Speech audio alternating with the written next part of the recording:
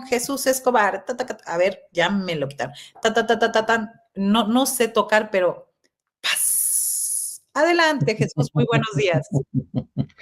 ¿Cómo estás, querida Marta Olivia? Te saludo con muchísimo gusto a ti, a todo tu equipo de producción, a toda tu audiencia. Efectivamente, ya estamos en otro martes de Ni te cases ni te embarques, en donde hay muchas noticias, por supuesto, que hay que comentar, querida.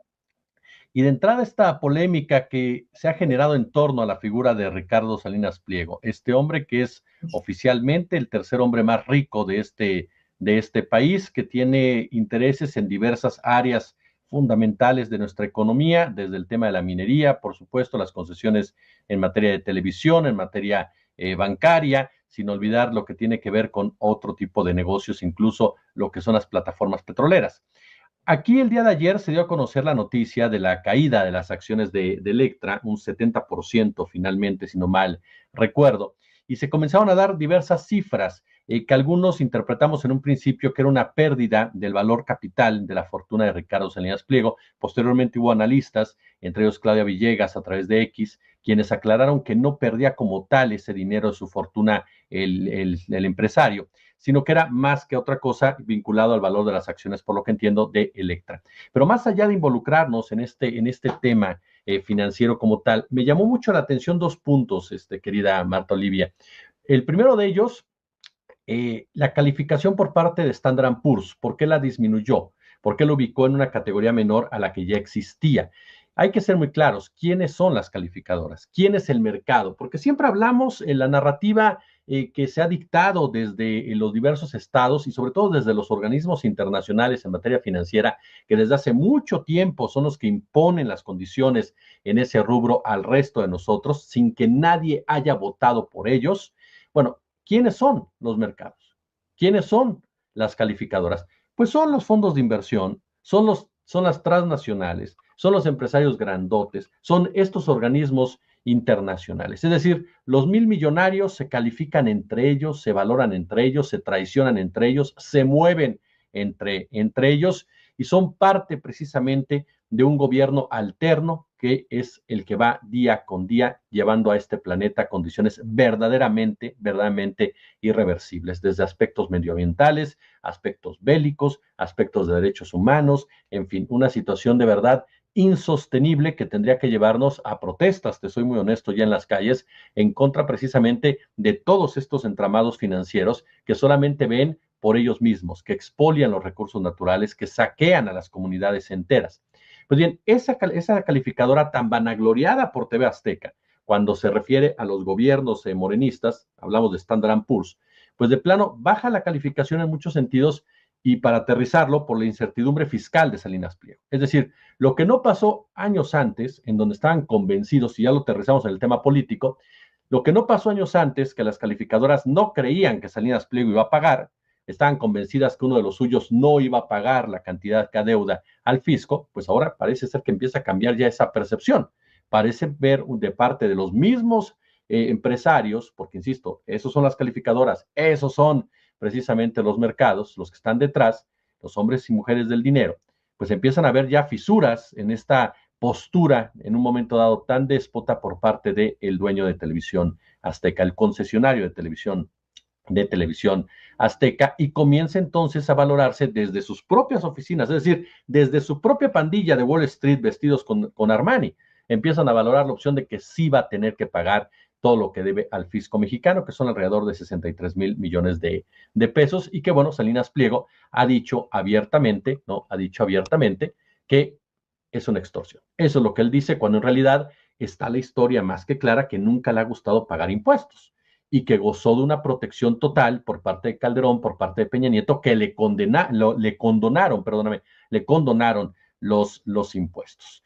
Y esto además hay que decirlo en claro. Salinas Pliego, por supuesto, se opone en un momento dado, ¿no? Digámosle así, a la cuarta transformación cuando ya no tiene negocios con el gobierno del presidente López Obrador, cuando ya se echa para atrás todo lo que tiene que ver con las tarjetas de bienestar, cuando obviamente viene todo lo que es la impresión de los libros de texto, situaciones que tocan directamente sus fibras financieras. A partir de ahí, Salinas Pliego se vuelve una especie de sombra crítica de lo que es la 4T, confirmándose como tal, que su postura jamás ha sido a favor del ciudadano, jamás ha sido a favor de la igualdad, jamás ha sido a favor absolutamente de ninguna causa colectiva, aunque él en su discurso libertario nos quiera vender ese cuento. Siempre ha sido motivado por su propio interés.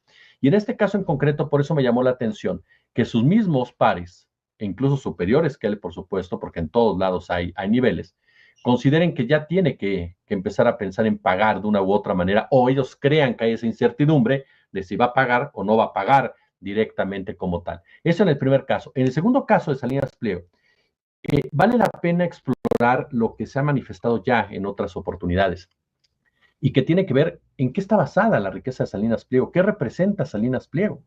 Es uno de los grandes representantes, por supuesto, de estos empresarios que vieron incrementar su fortuna por el capitalismo de cuates, por los mismos gobiernícolas que él critica tanto, son los que le abrieron la puerta a Salinas Pliego para empoderarse de esta manera, en la época en donde se consideraba que ser empresario de esa magnitud, pues te ponía por encima absolutamente de todos.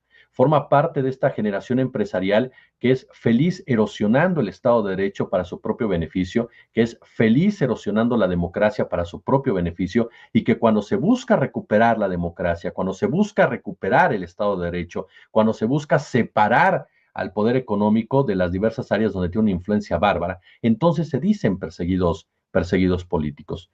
Hay que ver en qué se basa esa fortuna de Ricardo Salinas Pliego, y no me refiero tanto a inversiones, me refiero a un contexto geopolítico, sociopolítico, y en ese sentido nos topamos en que hay un abuso hacia los sectores más vulnerables, desde la tienda Electra como tal, y perdón el comercial, desde este lugar en donde, perdón, pero lo que hacen es una usura legitimada, llevan a la gente a extremos verdaderamente draconianos con los intereses que existen.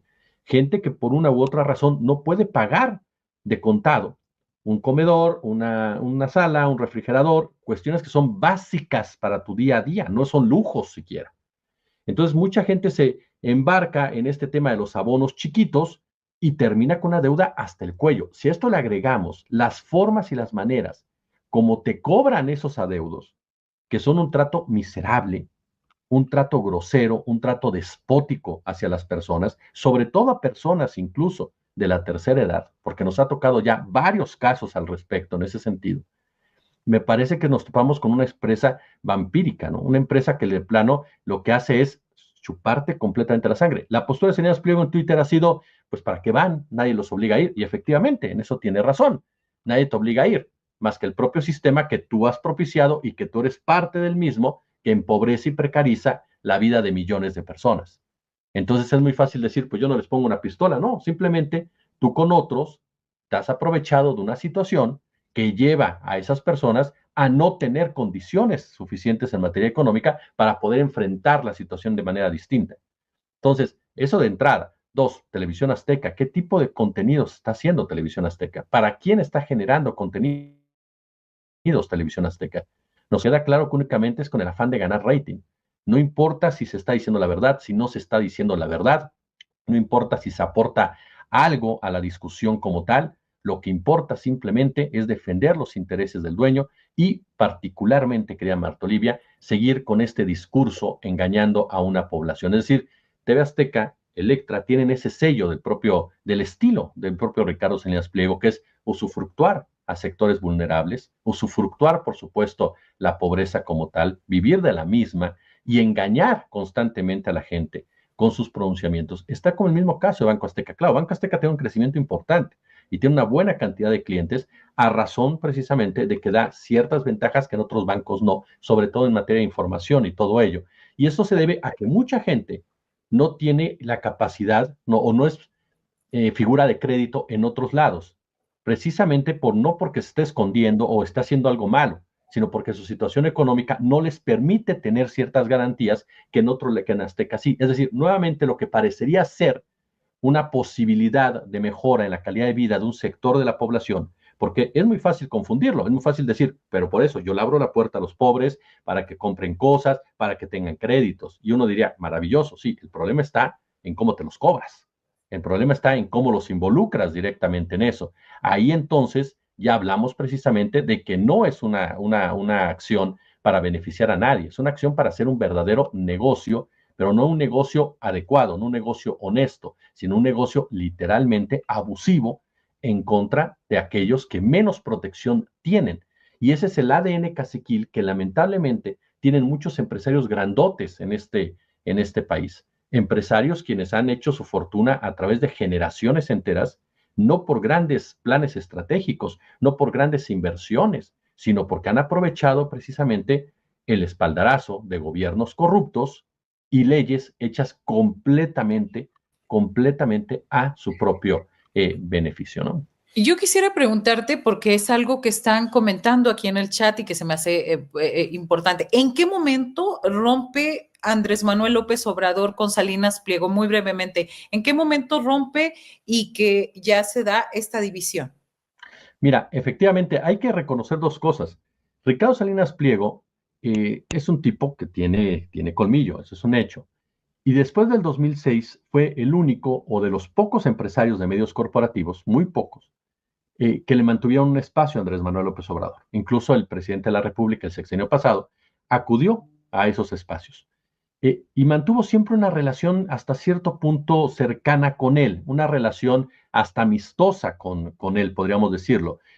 Por ahí hubo dos o tres escarceos, pero muy débiles, esa es la verdad. Salinas Pliego se incorporó a su consejo de administración o a su consejo de asesores, más bien dicho, un consejo de asesores que en realidad lo que era no es que asesoraran al presidente, sino que era el vínculo que había creado Alfonso Romo para que los hombres del dinero tuvieran un contacto directo con el presidente y pudieran convivir durante todos estos años, después de que Andrés Manuel finalmente con el voto popular llega a la presidencia de la República. Es decir, era una mesa, en pocas palabras, para verse las caras, el poder político y el poder económico.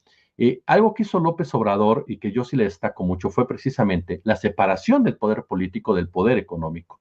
Algo que sí ubicó el presidente Andrés Manuel fue que se acabó el teléfono rojo, que si querían hablar con él no iba a correr para atenderlos, ni mucho menos, y que todo lo que quisieran ver con ciertas dependencias, a diferencia de con Peña Nieto, se tenían que hablar directamente en este consejo de asesores. Es decir, los puso en cierta forma en orden a personas de muchísimo poder y que durante mucho tiempo habían logrado someter las leyes de este país. ¿En qué momento rompen ellos dos o se separan ellos dos? A mí me parece que el momento en el que se da particularmente la finalización de estos contratos. Cuando el gobierno decide quitar las Salinas Pliego, el manejo de todo lo que son las cuentas del bienestar, las tarjetas del bienestar y todo lo relacionado con los programas sociales que manejaba Televisión, bueno, que manejaba Banco Azteca, en ese momento comienzas a ver una línea editorial diferente en Televisión Azteca. Porque incluso tú recordarás, Marta Olivia, y tu audiencia, que ni siquiera hay un rompimiento con el tema de la pandemia, cuando Javier Alatorre abiertamente dice que desconozcamos a Hugo López-Gatell y abiertamente van en contra de las disposiciones del gobierno federal, ni siquiera ahí viste ese, o sentiste o escuchaste ese discurso que ya existió al final de ambas partes. El presidente siempre se manifestó, mi amigo Ricardo Salinas Pliego contestaba, es mi amigo el presidente, y la línea en Televisión Azteca era muy clara, y la pongo de ejemplo para irlo dimensionando. Antes de esto, se podía criticar a cualquiera del gobierno, jamás al presidente. Si tú buscas una información en TV Azteca antes de que el presidente les quitaran el manejo de las cuentas de todo lo relacionado con programas sociales, en contra de Andrés Manuel, no lo encuentras en TV Azteca. Si tú ves después, empiezas a ver cómo empiezan a manejar información en contra del presidente de la República. Es decir, para mí ese es uno de los puntos claves en esa relación, cuando se le retira el control de los programas sociales a Banco Azteca. En ese momento, ¿por qué? Porque Salinas Pliego es un tipo que lo que le duele es el dinero, a final de cuentas, lo que le duele es el negocio. Entonces, para él, que puedan tener ciertas diferencias políticas no pasaba absolutamente nada, pero cuando le tocas el negocio es cuando él se lanza abiertamente. Por eso vino el tema de la pandemia en realidad. A él lo que le molestaba es que Hugo López-Gatell hablara precisamente de que tenían que bajar la cortina, hablara de que tenían que hacer home office, hablara precisamente que había que cuidar a los empleados y hablara de que había empresas que no podían estar operando como estaban operando hasta el día de hoy. ¿Por qué? Porque eso le representa dinero. Y él lo dijo, o sea, a final de cuentas vamos a perder dinero, ¿no? Ese fue su principal argumento, porque tampoco se esconde mucho Salinas Pliego en dar sus argumentos. Y después Pero aún así, eso fue lo que le molestó. Y con los libros de texto fue igual. Esta campañita que se aventaron De de, comunismo. la, de educación comunista fue para justificar un golpe a un negocio en impresión de los libros de texto. A final de cuentas, eso fue lo que les molestó. Entonces, yo sí creo que ahí viene ese rompimiento. A partir de ese momento en que nace Banco Bienestar, el Banco del Bienestar, y empiezan a trasladar todo hacia el Banco del Bienestar, en ese momento me parece se da la fractura entre ambos personajes y de ahí viene posteriormente la profundización de lo que hemos visto a través de todos estos meses. Por supuesto, ahí hay que decirlo, la deuda de Salinas Pliego no fue de un año para acá. Salinas Pliego inició este sexenio debiendo dinero al fisco. Nunca se había profundizado o discutido tanto como se empezó a discutir después de este momento en el torno a los programas sociales. Claro, y sobre todo ahora pero pues se va a refugiar a los brazos de Milei, le decía yo ayer en la mesa, pues que se lo queden allá, que pueda hacer. Ahora, es una estrategia, está buscando estrategias para seguir lucrando y ahora a decir que es un acosado por el gobierno.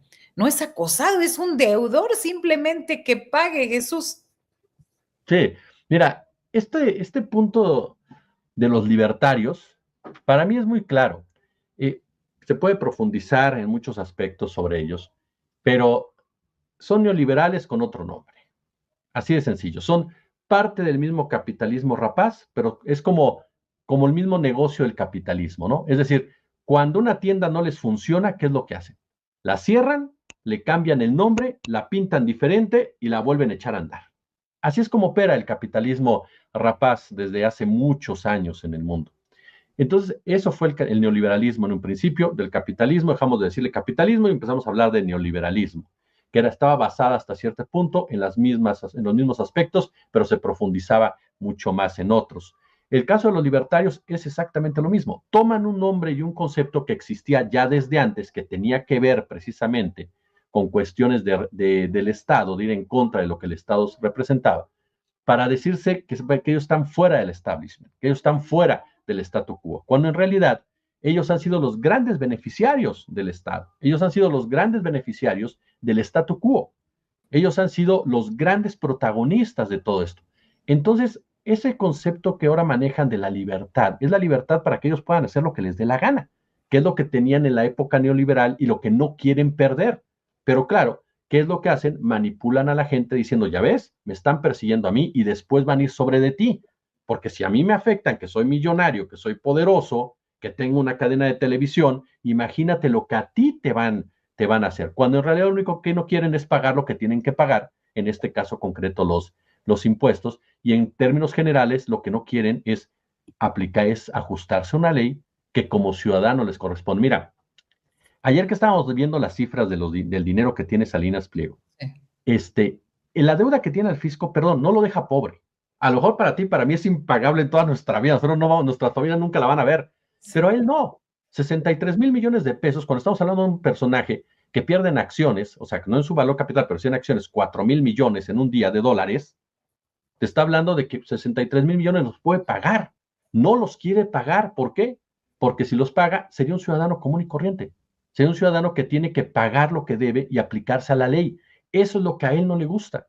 A él no le gusta reconocerse en esa posición. Él lo que le gusta es sentirse por encima de los demás. Por eso es que incluso manipula mucho conceptos como resentidos, como, como envidiosos, como aquellos que quieren verme derrotado y demás, cuando en realidad, en lo personal, a mí no me interesa si el señor es derrotado o no, a mí me interesa que el señor cumpla con la ley. ¿Por qué? Porque yo pago mis impuestos. O sea, yo estoy pagando mis impuestos, ¿por qué no los va a pagar él? A final de cuentas, ¿quién le hace creer que puede dejar de pagar sus impuestos? Cuando la ley está muy clara, pues simplemente su actitud, ¿no? De estar por encima de la ley. Es como el caso de Carlos Slim. Carlos Slim, ¿por qué se opone a la jornada de las 40 horas? A él no le va a afectar. Ya está demostrado en otros países donde existe la jornada de las 40 horas que no les afecta en nada, no tienen que ni disminuir nada, ni salarios ni nada, simplemente porque es empoderar al trabajador. Entonces un empresario como Slim no quiere que se empodere, por supuesto, al trabajador, porque, insisto, es ese ADN caciquil que le viene al empresariado mexicano en general. al empresariado que Libertario. sea libertario, neoliberal, en fin, a esa empresa, a ese rostro empresarial que se fue condicionando, se fue apoderando literalmente del Estado, a tal grado que hoy por hoy lo siguen manejando en muchas naciones. Te soy honesto, en México incluso, claro, hubo esta separación de Andrés Manuel y demás, pero Slim le fue muy bien. O sea, a Slim le fue bastante bien y a otros empresarios también les fue muy bien. Es decir, ellos difícilmente van a perder porque son un factor de poder ya en el mundo como tales. En Estados Unidos tiene una influencia bárbara la corporatocracia. Hoy por hoy estamos en una época que yo defino como entre los neoprogres y los neosectarios. Es decir, pero a final de cuentas ambos son neoliberales.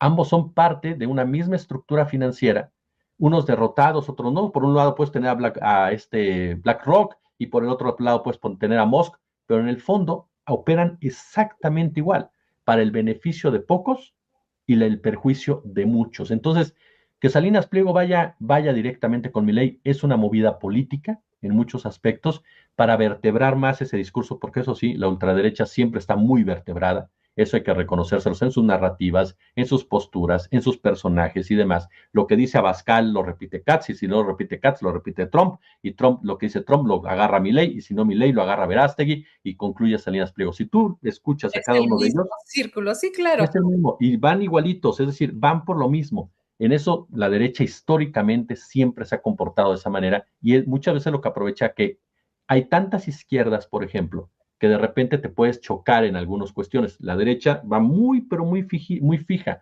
Por eso es tan importante siempre evidenciarlos. Para mí, el movimiento Salinas Pliego con Milei, más que buscar una inversión en Argentina, que en Argentina tienen a sus propios caciques, es un movimiento político, es un movimiento de unión política de los famosos libertarios, con mira sobre todo a querer influir en nuestro país en 2027 y en general en América Latina durante los próximos años en materia electoral. El mejor ejemplo ahorita lo estamos viendo también en Colombia, en donde a través de diversos grupos poderosos empresariales se busca tumbar a Gustavo Petro, que les ha hecho frente también, ¿no? Claro. Híjole, y sobre todo estas figuras, o sea, que se definen antisistema para no ser comunes, pero que viven del sistema. Milley, Trump y ahora Salinas Pliego, pero se me hace que Salinas Pliego es como región 4, ¿no? O sea, en el sentido de que no tiene ese empuje y que ha creído que con pelearse en Twitter, ahora X, ya con eso va a ganar adeptos. Es lo que se me hace más curioso. ¿Con qué cierras, querido Jesús? Pues mira, yo cerraría nada más con que no te cases de repente con ese discurso de los millonarios que te dicen nosotros generamos empleo, nosotros generamos desarrollo. No, no es cierto. Eso es mentira. Eso es un cuento chino que nos mandaron desde hace años para justificar esa frase de verdad tan ofensiva de que hay que fortalecer la macroeconomía para que de ahí gotee hacia abajo. Y eso es muy importante que el mexicano y mexicana lo entendamos. Los empresarios del nivel de Salinas Pliego, no hablo del mediano empresario, porque de repente tú dices empresarios y hay muchos medianos empresarios o empresarios de otra circunstancia, que de repente agarran y te dicen, oye, pero yo también soy empresario. No, estamos hablando en el caso de la REA, en el caso de Slim, en el caso de los Beckman, en el caso del propio Salinas Pliego y demás, que son las figuras del empresariado, digamos, de esta forma.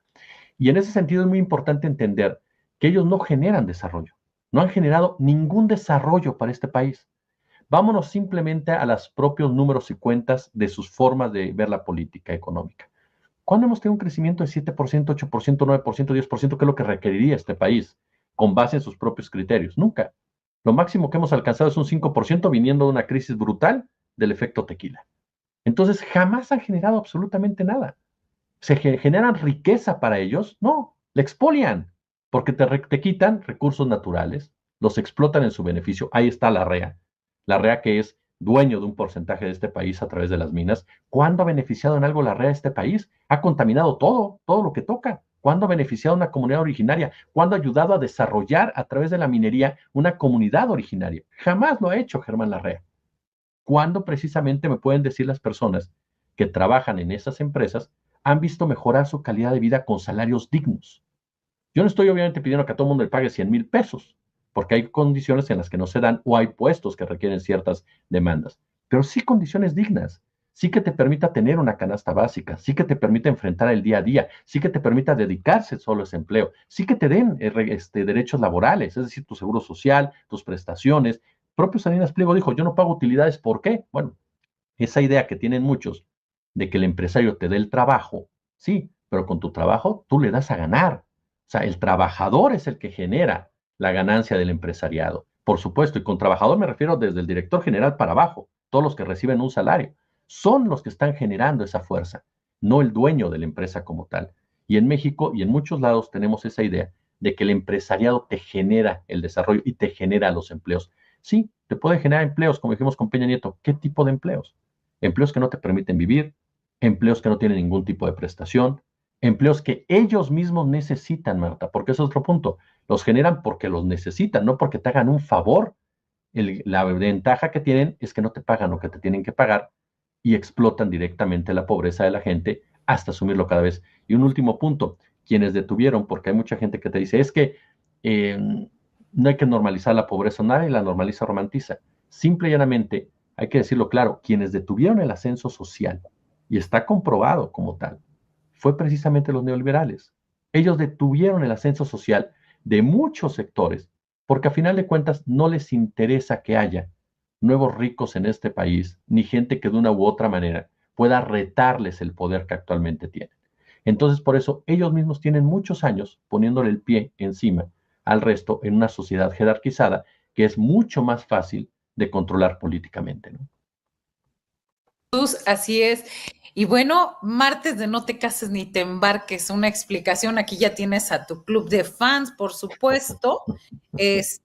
Sobre todo acá dice Sergio Adolfo, un genio Jesús, explica muy, muy bien. Y sobre todo, pues obviamente estas incongruencias de pronto de ver en los comentarios, no en los comentarios, en lo que se expone de cómo ciertos empresarios han sido apapachados, cómo siguen ganando y ganando y no se les ve que se les persiga mucho y más allá de perseguir, cumplir la ley. No hablemos de persecución, de que cumplan la ley.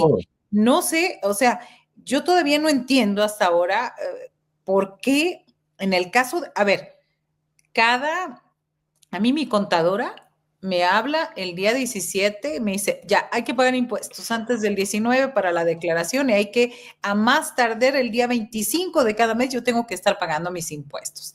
Llueve, truene o relampaguee.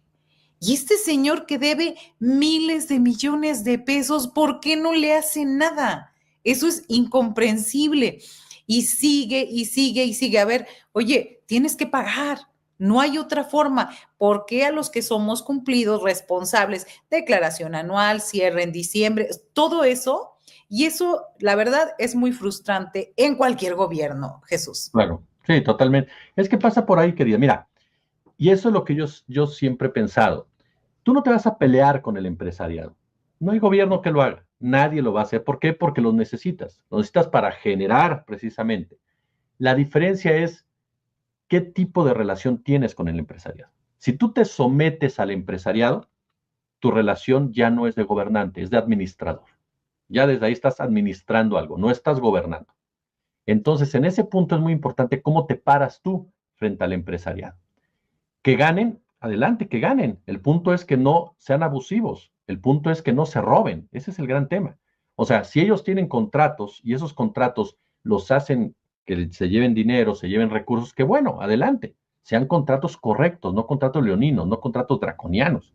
Ese es el gran punto. Y de repente eso se confunde porque hay mucha gente como el propio Salinas Pliego que te dice, no, es que quieren robarnos esto. No, no, no. De lo que se trata es que haya una forma de hacer negocios correcta, honesta, transparente, en donde ganen todos, porque en los negocios de eso se trata, que ganen todos, nada más.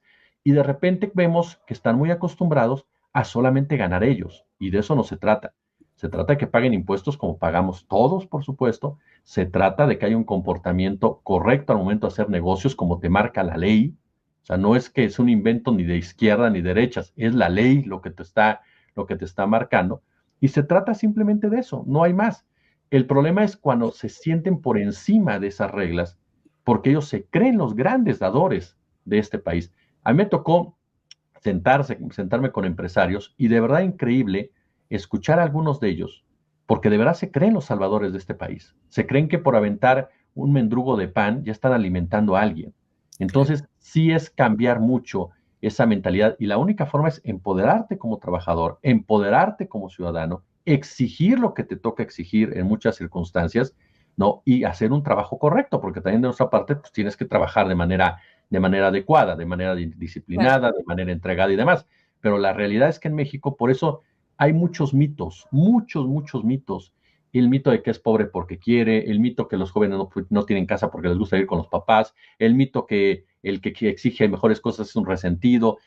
Hay muchos mitos que han sido creados y consolidados por esa derecha mediática, por esos empresarios mediáticos, los cuales la han propagado y han convencido a lo que yo defino como los llamados pobres de derecha, que son igual que pobres que el resto de nosotros, o igual de circunstancias que el resto de nosotros, o parte de la clase obrera, pero que a final de cuentas creen o sienten que están en una posición superior, porque el de arriba pues les da de vez en cuando algunas palmaditas, ¿no? Así es, Jesús, y seguiremos analizando estos temas coyunturales. Gracias por estar hoy aquí en este martes de No te cases ni te embarques. Nos vemos. Hasta pronto, un abrazo grande.